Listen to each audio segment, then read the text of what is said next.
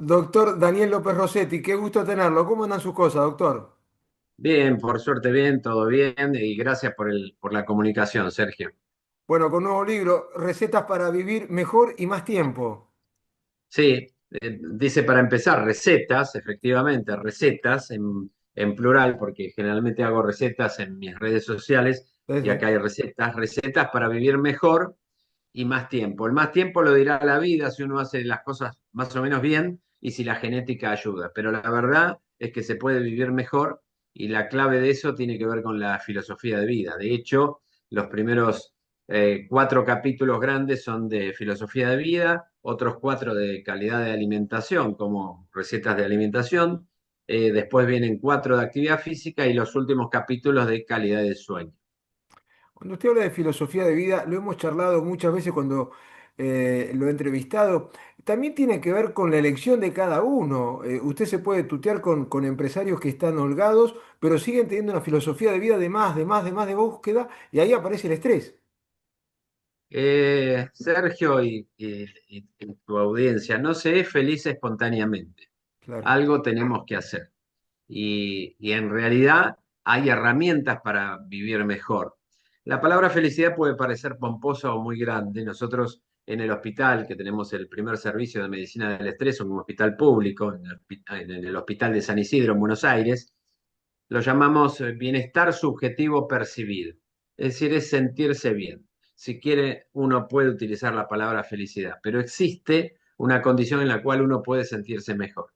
Y sin duda hay herramientas de filosofía de vida que ayudan mucho para vivir mejor. Tanto la filosofía en general como la filosofía estoica en particular. Y bueno, ahí compartimos herramientas para vivir mejor. Pero es un hecho que no se es feliz espontáneamente. Y vos recién comentabas, Sergio, que a lo mejor hay gente que tiene un montón de cosas y no se siente bien. Sí, Y sí. bueno, hay herramientas. Y el estrés envejece.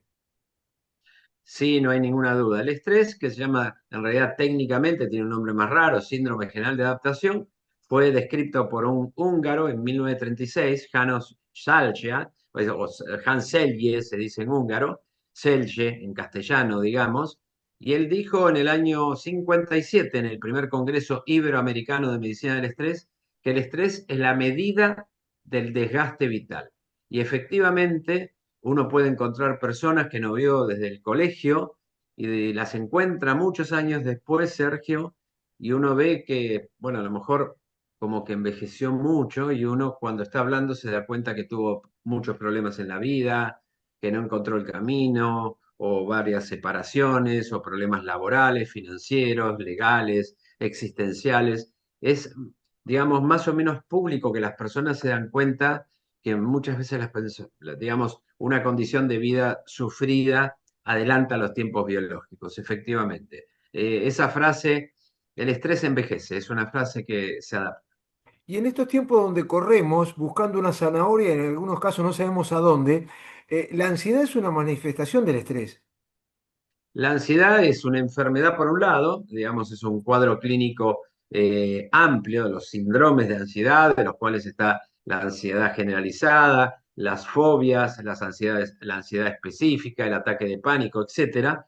Pero también es cierto que la vivencia emocional de ansiedad, que la conocemos todos, es también uno de los síntomas más importantes en el estrés. Es decir, el estrés tiene mucho que ver con la sobrecarga. Cuando uno lleva una mochila que tiene más carga de la que está dispuesto a llevar. A mí me ha pasado muchas veces que hay un paciente en el hospital con un síndrome de estrés y cuando uno repasa lo que esa persona hace durante el día y uno le dice, bueno, son tantas cosas, tiene determinada carga Sí, y a lo mejor el paciente me dice, pero eso yo lo vengo haciendo toda la vida. Bueno, pero hoy a lo mejor tiene más años que hace 10 años. se entiende. Entonces, hay una necesidad adaptativa a lo que uno puede hacer. El estrés es cuando la mochila que uno lleva pesa más de lo que puede llevar. Entonces, eso condiciona una situación de sufrimiento. Yo creo que la palabra sinónimo de estrés es sufrimiento. Cuando uno la pasa mal en forma sostenida en el tiempo. Todos tenemos eventos agudos. Hay una frase que pongo por ahí que dice, que es de Siddhartha Gautama o el Buda, que dice el dolor es inevitable, el sufrimiento es optativo. ¿Qué quiere decir? Que los eventos dolorosos, la pérdida de un familiar, un problema laboral, todos tenemos elementos o vivencias en la vida que pueden ser dolorosas. Pero no convertirlas en crónicas, es decir, en sufrimiento, tiene mucho que ver con la forma en que uno enfrenta esa realidad. Ujú. Doctor, ¿existe la presión nerviosa? No, es falso. Ajá, Existe que si yo me pongo nervioso sube un poquito la presión y es natural que sea así. claro. Pero como diagnóstico no existe la presión nerviosa. Es muy importante lo que decís, Sergio, para aclarar a las personas, porque las personas de golpe les toma la presión y dicen, no, pero yo soy nervioso, siempre me sube y tengo presión alta por nervios. Entonces cree que es transitorio y no, no es así. Si una persona se le toma la presión y está alta, hay que descartar hipertensión arterial. Y si le subió mucho la presión es porque esa persona es hipertenso y ante una situación emocional le sube más todavía. Pero es muy importante que la presión nerviosa es una enfermedad que no existe. Si usted tiene presión alta, tiene presión alta, habrá que buscar por qué y aproximar un tratamiento, que de hecho son muy efectivos. ¿Cuándo se dio cuenta que usted se convirtió en el médico de la televisión, doctor? No, no sé si el médico en la televisión, somos varios los que compartimos, Sí. pero hubo distintas etapas.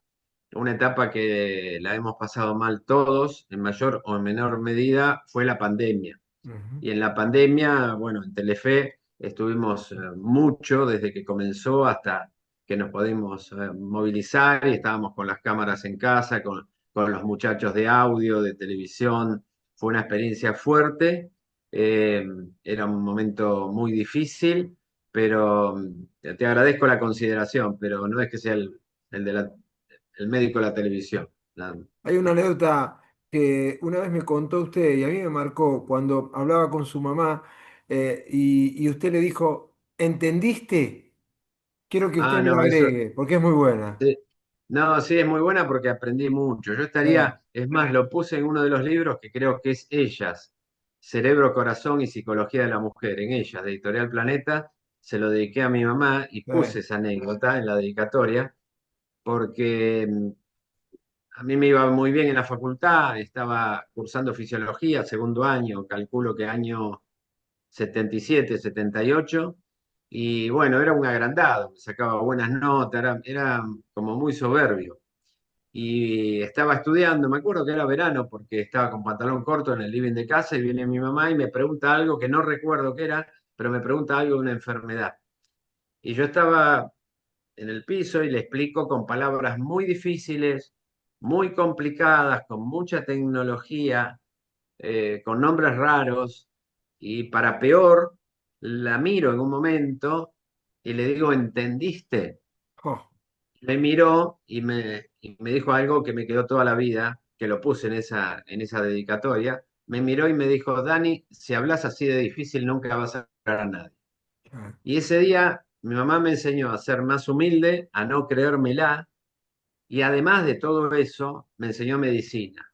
Porque si uno no puede comunicarse con el paciente, si uno tiene una condición agrandada o de soberbia, nadie debiera ser soberbio. Pero el médico seguro que no, porque los médicos tenemos enfrente a tres grandes cosas, que es el dolor, la enfermedad y la muerte. Y sobre esas tres cosas que uno tiene enfrente como médico, la soberbia no es admisible, no se admite.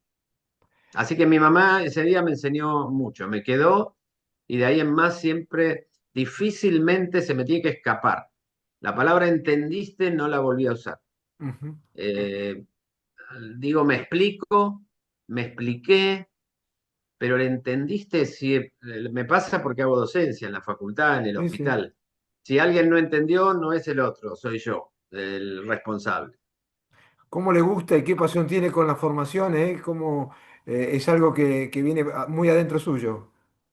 A mí me gusta la docencia, me gusta compartir, siempre me gustó, le mantiene la cabeza viva y cada vez es más lindo porque eh, uno tiene actividad de grado, es decir, con estudiantes de medicina y de posgrado, con médicos y psicólogos. Y de todos aprendo y eso es muy bueno. Eso estar con colegas, ir charlando temas en clases, actualizaciones, de todos aprendo. Ahora lo que me gusta mucho, mucho ahora es estar con estudiantes de medicina, Ajá, porque aprendo más todavía, porque tratando de adaptarme a los tiempos, sí, me sí. resulta muy bueno estar con estudiantes jóvenes, muchachos de 20, 21, 22 años, 23 años. Yo tengo 67 y estar dando una clase de facultad y compartiendo no lo que está en los libros, sino la experiencia, charlar, el mano a mano, el hablar lo que no está en los libros, horizontalmente con los estudiantes de medicina, es una cosa para mí muy, muy linda. Habló de su edad y a propósito, ¿cómo avanzó la medicina en los últimos 50 años, doctor, Mirá, Sergio, me lo vas a contar, no soy tan viejo y me recibí sí, y me recibí sin tomografía computada. Es decir, la tomografía computada, lo que para ahora los televidentes y tus seguidores es algo común de todos los días, la resonancia magnética nuclear.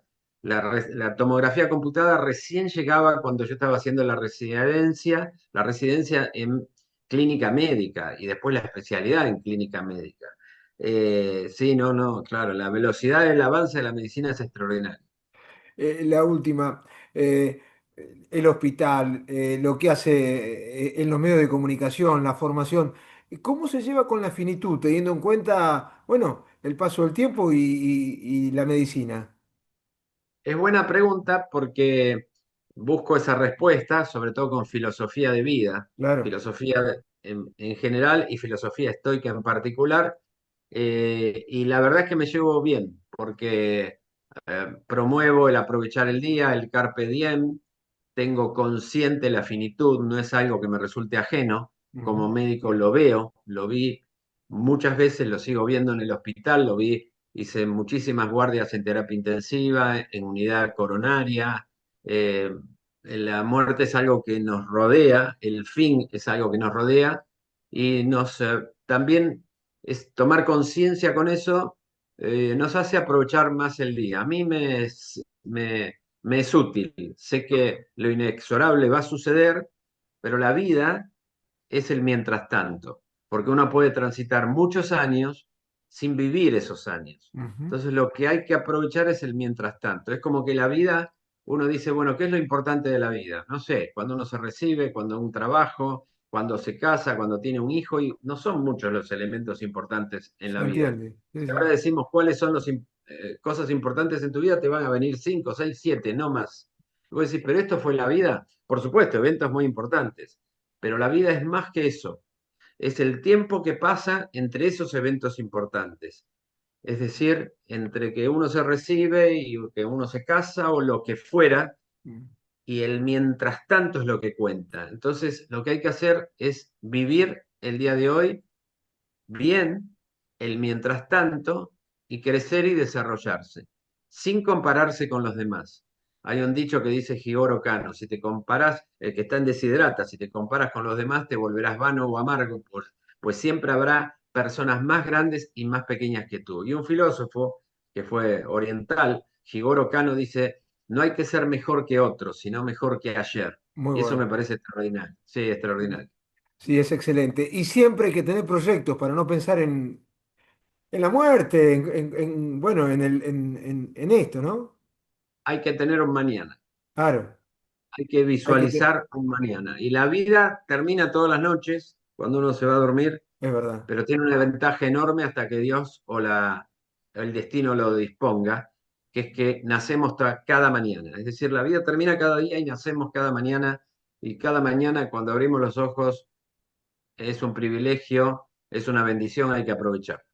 Daniel López Rossetti, ha sido un privilegio para mí volver a charlar con usted. Gracias por su tiempo y bueno, lo mejor, es muy amable.